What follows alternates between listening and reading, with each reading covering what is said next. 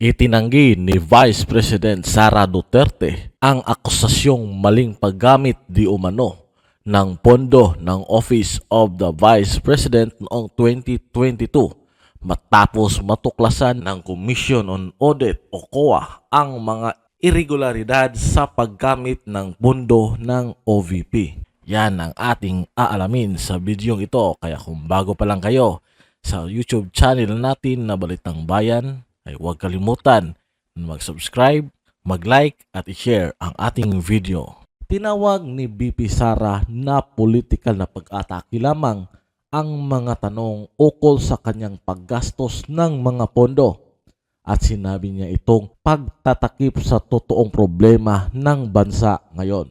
Sa isang pahayag, inakusahan din ni VP Sara Duterte ang Makabayan Black at ang kaalyado ni Pangulong Ferdinand Bongbong Marcos at si House Speaker Martin Romualdez sa Kamara ng walang humpay na politikal na pag-aatake upang matakpan ang kanilang pagkabigo na tugunan ang mga suliraning kinakaharap ng bansa. Ito ang malungkot na kalagayan ng mga mahihirap at nagugutom dahil sa patuloy na pagtaas ng presyo ng mga pagkain.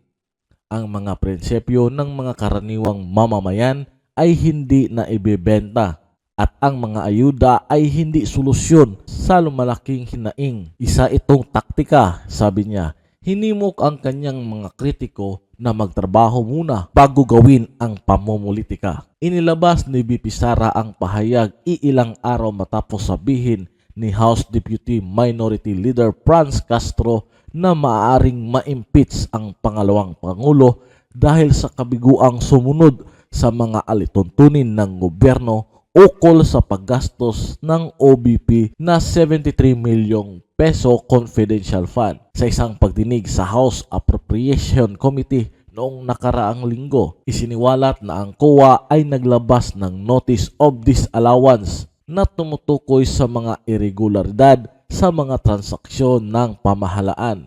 Sa 73 milyong pesos mula sa 125 million pesos confidential pa ng OBP noong 2022 na nagastos sa loob ng 11 araw. Ang naturang halaga, 10 milyong peso ay inalaan sa pagbayad ng pabuya, 34.857 milyong pesos sa pagbayad ng pabuya sa anyo ng iba't ibang produkto at 24.93 milyon peso para sa pagbabayad ng pabuya sa anyo ng mga gamot. Samantala, 3.5 milyon pesos mula sa disallowance na 73 milyon pesos ay ginamit sa pagbili ng mga kasangkapan at kagamitan sa opisina na nabigo ang OBP na bigyang katwiran bilang mahalaga na mga confidential na operasyon ito. Ayon sa COA, nilabag nito ang joint circular na namamahala sa paggamit ng confidential fund. Ang kontrobersya sa paggamit ng confidential at intelligence fund ng pangalawang pangulo ay nagdala sa malaking tanong ukol sa transparency, legalidad at accountability sa loob ng gobyerno. Ang alokasyon at paggamit ng mga pondo ay maging paksa sa pampublikong alalahanin at nararapat lamang. Noong 2022, pinuna ng mga oposisyon na mamabatas ang paraan sa pag-access ni Duterte sa mga pondong ito at inuulat na ang ilan sa mga ito ay inilaan ng walang kinakailangang otorisasyon ng Kongreso mula sa Pangulong Ferdinand Marcos Jr. Pinuna rin nila ang kawalan ng mga pondong ito sa 2021 budget at ang kanilang pagkakasama sa mga talakayan ukol sa 2024 budget.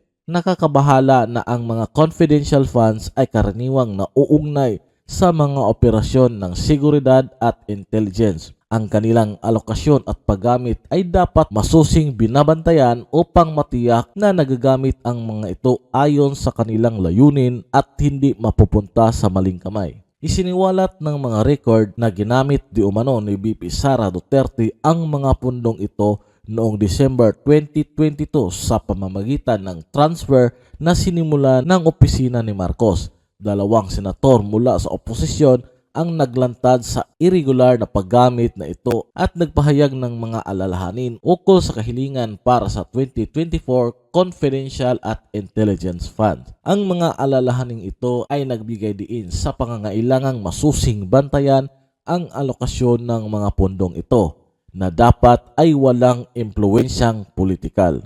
Kinumpirma ni Executive Secretary Lucas Bersamin na ang Office of the President ay naglabas ng kabuuang 221 milyong peso sa opisina ng Vice President noong 2022, kabilang ang 125 milyong piso bilang confidential funds. Para po pagtakpan yung mga kapalpakan ng gobyerno ngayon ay yan po ang ginagawa nila. Pinopolitika po yung OVP budget hearing. Kaya hindi po pwedeng tama pareho.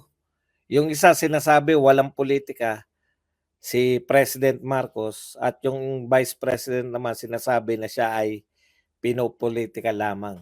Kaya isa po sa kanila ay hindi nagsasabi ng katotohanan. Pero susuriin po natin yan at malamang sa hindi ay si BBM po ang medyo palpak dyan sa usapin na yan. Sabi po ni BP Sara, wala pong misuse ng fund. 'Di ba? Pinopolitika lang siya. Ang sinasabi ni BP Sara, wala naman pong problema diyan sa OVP budget, no? In fact, pinopolitikan nyo lang, 'di ba? Ito mga sinasabi ni BP Sara no? Kaya nyo ginagawa yan. Ito po ay to mask the real problem of the country right now, no? Para maskaraha, para itago yung totoong problema ng ating bansa sa kasalukuyan, no? Okay. So inakusahan ni BP Sara ito pong Makabayan Black at pati mga kaalyado ni President Marcos, kasama po to si Speaker Martin Romualdez, no? Sa wala pong katapusan na unending political attacks para po itago yung mga kapalpakan nila sa gobyerno. Palpak po Ang dami pong kapalpakan 'Di ba? Nakita ko na naman yung mga iba pang footage ng baha. Binabaha po talaga, no? Talagang wala talagang kahit sino po na hindi nyo po pwedeng itago yan, yung pagbaha ngayon, no?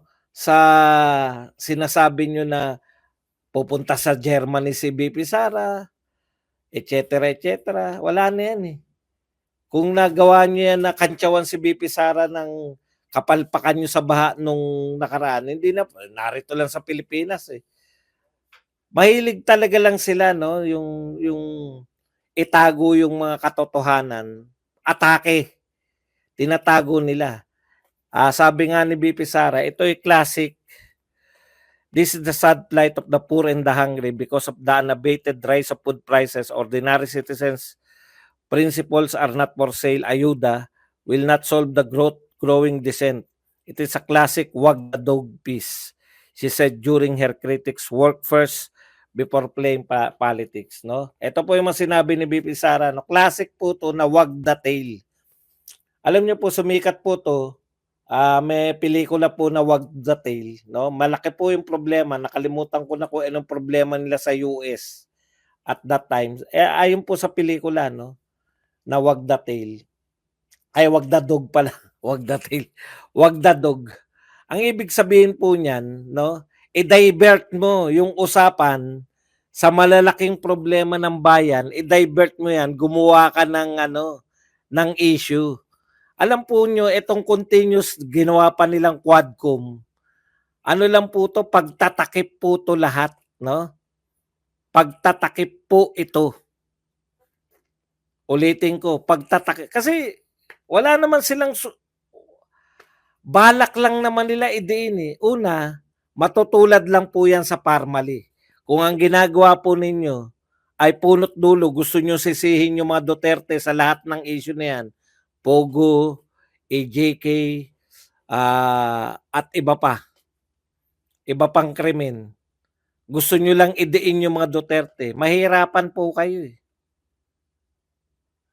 Mahirapan po kayo. Lahat ng testigo nyo, wala kami naririnig na Duterte. Sa Pogo, wala. Alice Go, doon ako nagtataka eh. Sino yung sinasabi ni Cassandra Ong na ninong niya? Bakit hindi po kayo mag-focus doon sa ninong ni Cassandra Ong?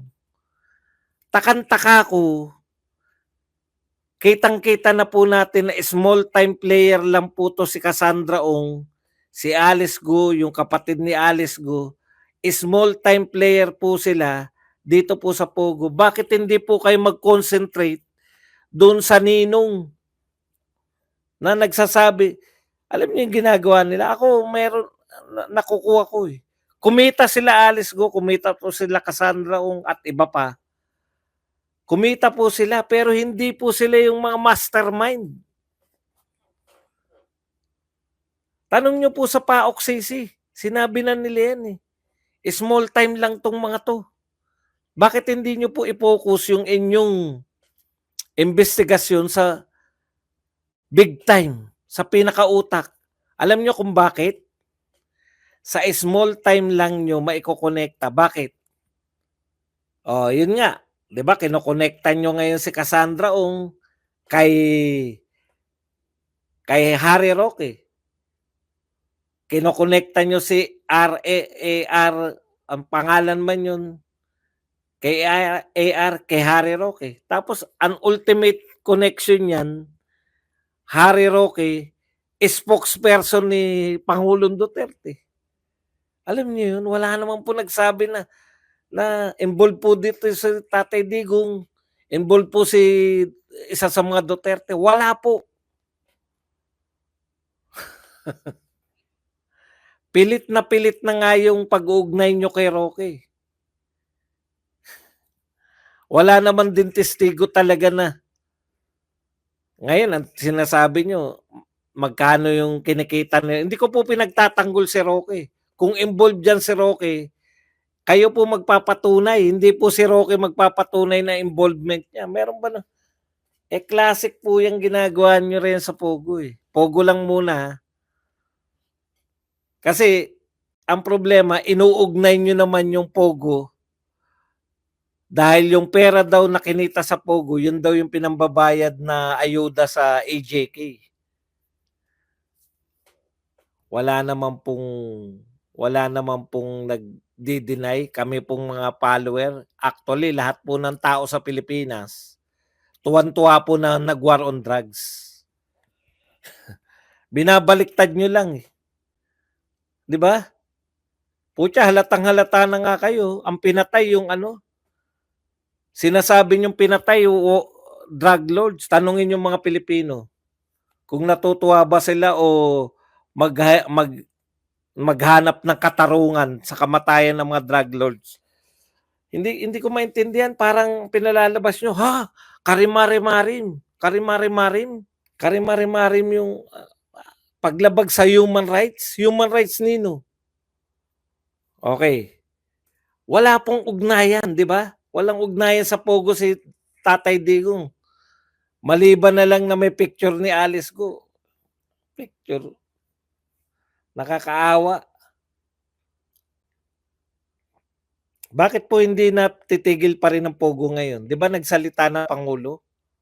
Tigil na ang Pogo. Bakit may Pogo pa rin? Okay. Pilit na pilit yan. Tapos, meron na nga ang ICC. Kayong hindi kayang imbestigahan. Okay. OBP muna tayo mag-concentrate. Sabi ni BP Sara, ang daming problema ng bansa. Hindi napipigil yung pagtaas ng presyo ng bilihin. Meron po bang pinagkaabalahan nyo po ba? Araw-araw po, Quadcom. Araw-araw, Duterte. Araw-araw, 125 million. DepEd, OBP, 125. Araw-araw. Walang katapusan. Walang katapusan ng mga pauso. Uy, sikat ka na raw, Luis to. Uy, ang dami pong humanga sa inyo, Luis to. O, yun naman pala. Patakbuhin nyo na si Luis Tro na senador. itigil niyo po yung pogo, tapos. Pero hindi naman natitigil yung pogo. Ang point ko po dito, ang dami pong problema ng bansa. Ito po yung classic na wag dadog, no? Hindi nila kayang lutasin yung tunay na mga problema ng bansa. Ano po yung mga tunay na problema ng bansa? Pagtaas ng presyo ng bilihin, kawalan ng hanap buhay. Meron po dito. Ito po, nakakaawa po talaga tayo, no? Direkta tayo niloloko. Umamin po ang DOLE. Pinagmalaki po yan eh. Ang baba po ng unemployment rate ng Pilipinas. Yung pala, 'di ba yung una, napababa ni Pangulong Marcos yung kahirapan, 'di ba? Tuwang-tuwa sila, pinagmamalaki, bumaba yung kahirapan. Yung pala, sa kahulugan po ng kahirapan. Ano po yung kahulugan ng kahirapan? Yung kahulugan po ng kahirapan na hindi ka na mahirap kung ikaw ay nakakakain ng 21 pesos na budget. So kung 25 pesos ang kinain mo isang araw, 100 piso isang araw ang kinakain mo, mayaman ka na. Hindi ka na mahirap. 'Di ba? Ang galing, no? Ngayon po, kaya pala ang baba ng unemployment natin. Ang kahulugan nila ng unemployment, may trabaho ka kung mayroon kang trabahong kahit isang oras sa loob ng isang araw. Eh sa definisyon nila ng walang oras, isang oras, talagang mawawalan tayo ng unemployment rate. Isang oras ka lang nagtrabaho, ang definition may trabaho ka na eh. Sabi ko, grabe talaga tong mga to. Nabudol nyo na yung mga tao, pati ba naman yung numero, binubudol nyo. Binubudol nyo yung numero ng, binubudol nyo yung numero ng ano, ng paano maging mahirap. Ngayon naman po, binubudol nyo naman yung numero ng paano magkaroon ng trabaho. Yung mga part-timer, halimbawa po, part-time kayo, sinabi nyo, tinanong kayo, wala po akong trabaho eh, part-time lang. 'Di ba ganun po yung ano, yung mga walang trabaho, sinasabi, ano po trabaho nyo? Part-time lang po ako eh, kung tatawagin lang po, may trabaho ka. Wala siyang trabaho. Sinabi niya lang na part-timer para available siya anytime. Pero ang definition po nun, yung mga nag-conduct ng survey, pag tinanong ka, ano po trabaho, di ba ganun yung mga tao? O may extra lang po ako. May extra, may trabaho. Wala po siyang trabaho, kaya nga may extra lang. Pero ang definition pala nila, ng pag sinagot ng tao na extra, nahiya lang pong magsabi yung tao eh. May trabaho ka ba? Wala. Ay, pa-extra lang po ako. Pero ang katotohanan po, ang ibig sabihin ng extra, wala pong trabaho. Dinefine na naman nila na may trabaho ka. Pag sinabi mong extra, 1 hour, nakakailang oras ka. Pag may trabaho po, siguro sa loob ng, pag ganito mo tinanong sinagot siguro po sa isang linggo na natatawag po ako ng mga 2 beses. So, ilang oras po yun? Mga 8 oras isang araw. So, 18, 2 beses sa isang linggo, 16, may trabaho ka na. Mawawalan talaga tayo na mahihirap. Mawawalan talaga tayo ng walang may trabaho po lahat sa Pilipinas. Ang gagaling mag-manipulate ng numero. Yun po. Balik tayo dito kay BP Sara.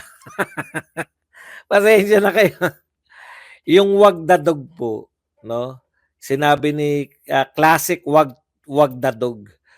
Ang ibig sabihin po niyan, may malaki kang problema para po hindi makapokus diyan yung mga Pilipino sa tunay na problema.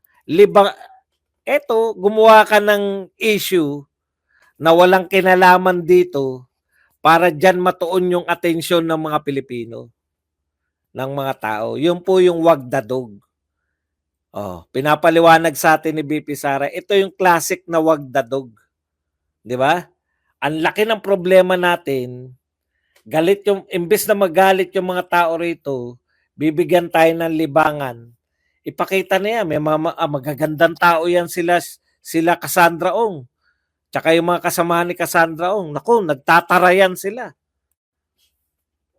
Libangin natin yung mga tao para hindi nila maisip na hindi po, kalokohan po yung hindi nila maisip eh.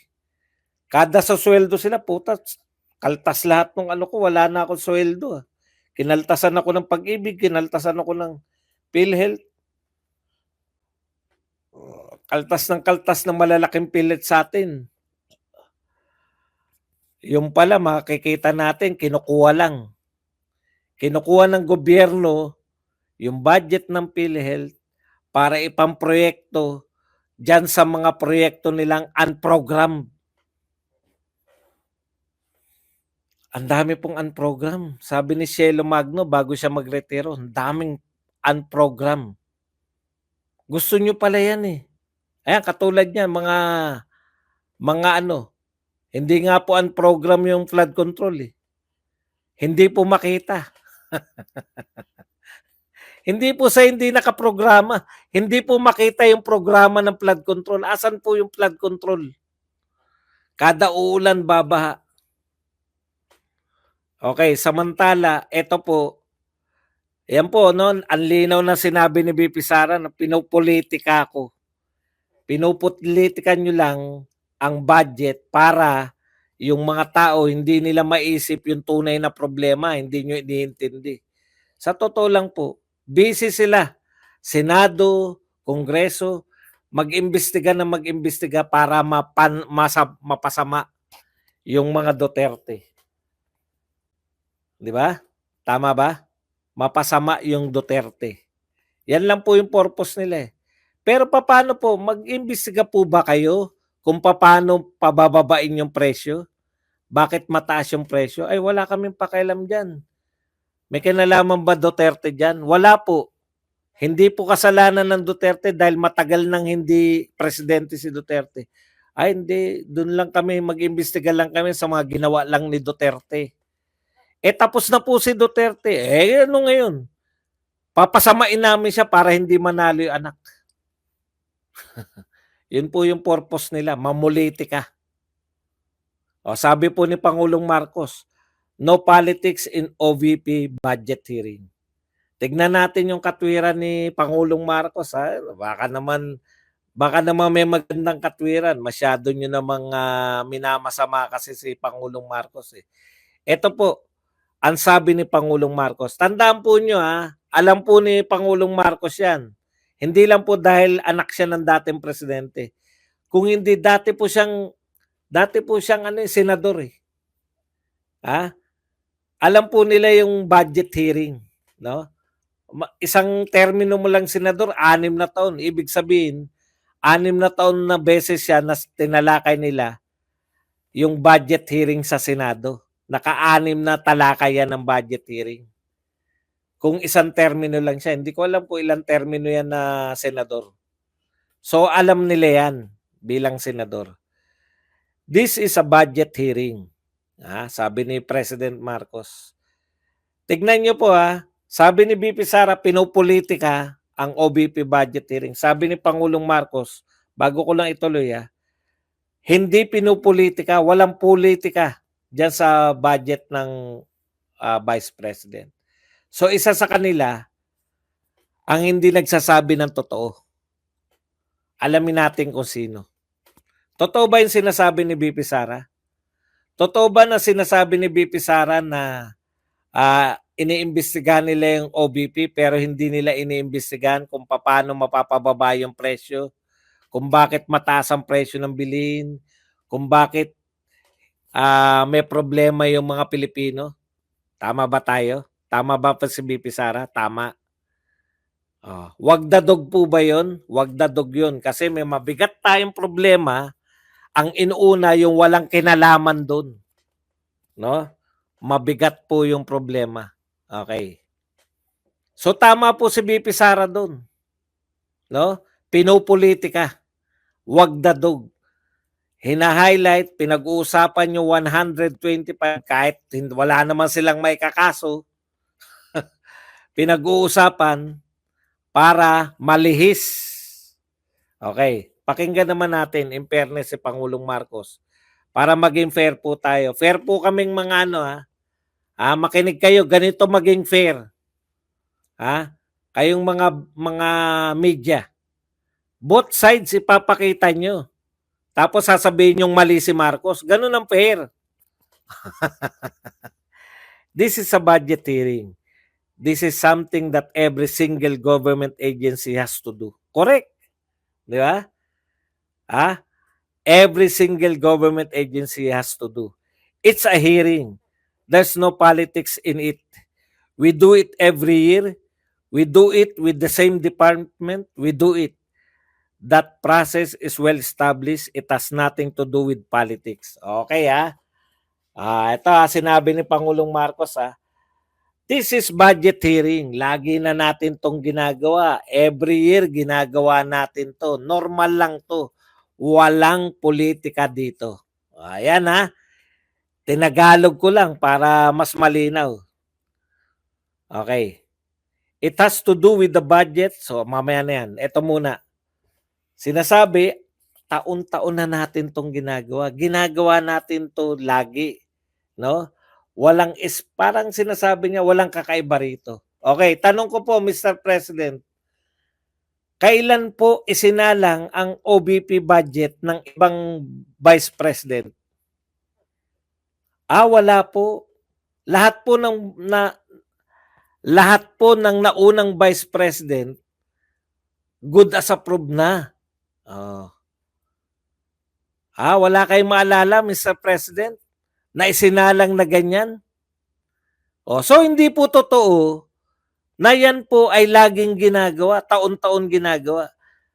In fact, ngayon lang po isinalang ng napakatagal at may 47 na nag-register na magtatanong sa budget o sa budget hearing ng Vice President for the first time po. So hindi po yan, mali po itong sinasabi ninyo na we do it, the process is well established, it has nothing to do with we do it every year.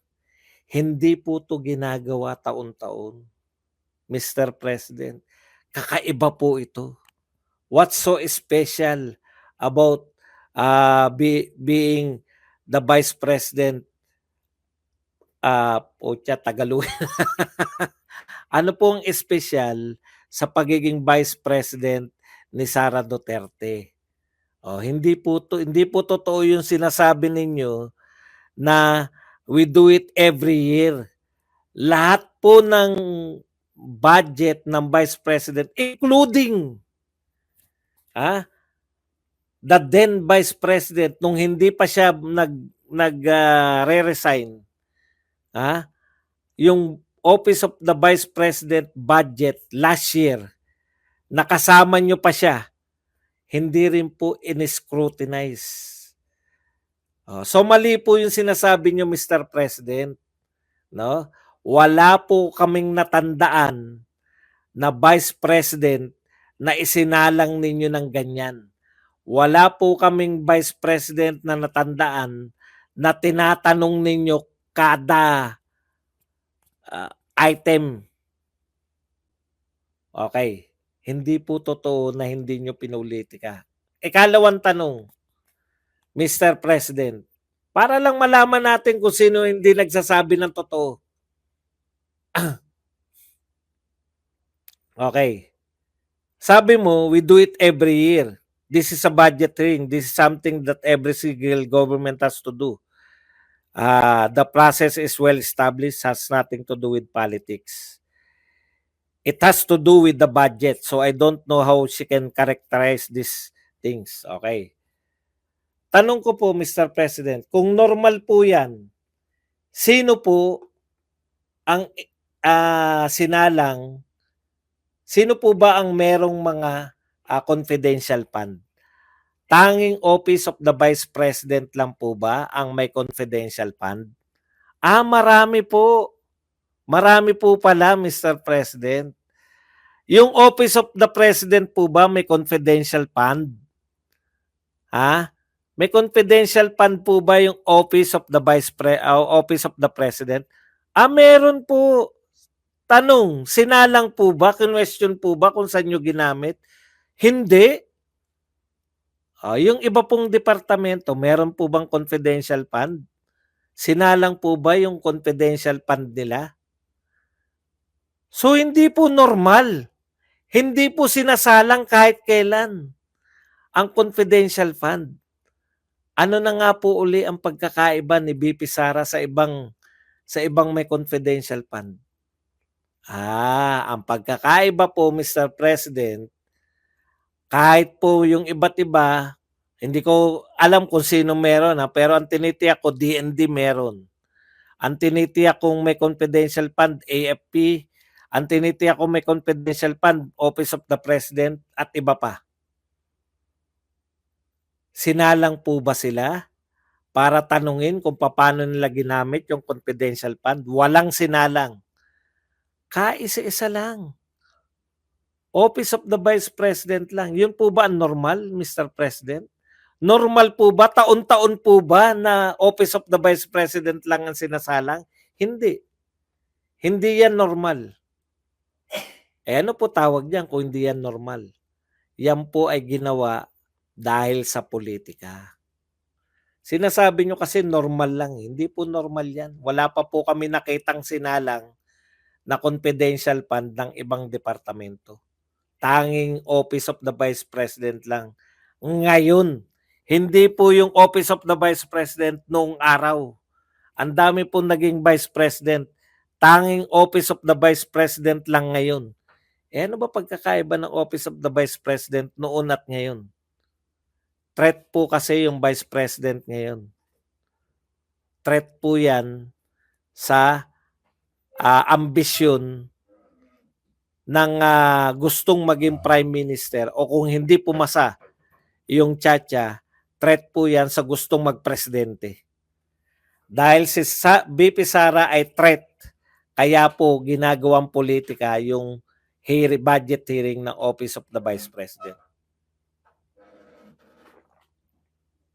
Mr. President, hindi nyo po pwedeng sabihin na hindi kayo informed. Inuna ko na nga Dati kayong senador. At least, kung isang term lang kayong senador, hindi ko alam kung ilang term kayo Hindi ko nasubaybayan ng politika nyo At least, kung isang term kayong senador, nakaranas kayo ng 6 na beses na mayroong naganap na budget hearing. Never na may sinalang na confidential fund ng OBP. Never na may binusisi na budget ng Office of the Vice President. Lahat po yan ayon kay Marcoleta. Yan po ay long tradition, no?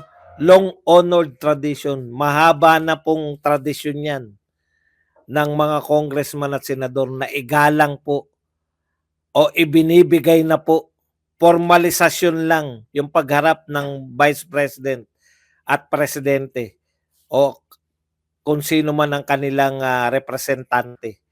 Formalidad lang yung pagharap. Pero long honored tradition po yan ng Kongreso na yung hinihingi ng President at Vice President inaaprobahan. Tanging si BP Sara lang po. Ngayon nyo sabihin hindi kayo namumulitika, Mr. President. Ngayon nyo sabihin hindi namumulitika yung mga tauhan ni Tambaluslos sa pagtatanong dyan sa ating mahal na Vice President. Kayo na po maghusga kung sino hindi nagsasabi ng totoo sa kanila.